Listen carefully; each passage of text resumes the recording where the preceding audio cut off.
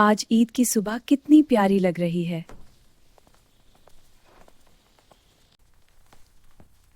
शीर खुरमा की खुशबू ईद के दिन बहुत अच्छी लगती है। चलो बच्चों, नमाज के लिए तैयार हो जाओ।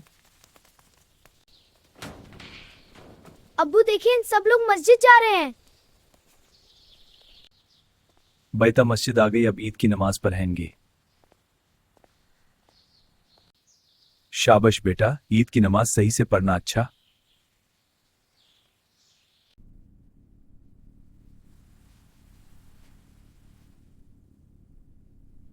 ईद मुबारक। खुदा की रहमत सब पर हो। अब्बू, आज की ईद सबसे अच्छी लग रही है।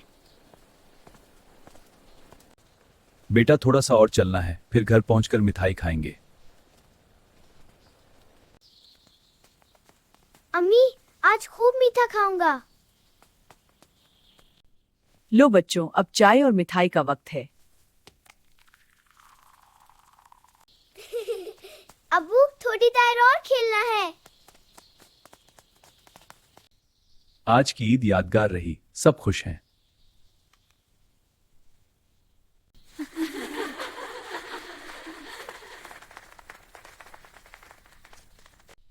अल्लाह का शुक्र है, पहला दिन ईद का बहुत अच्छा गुजर गया।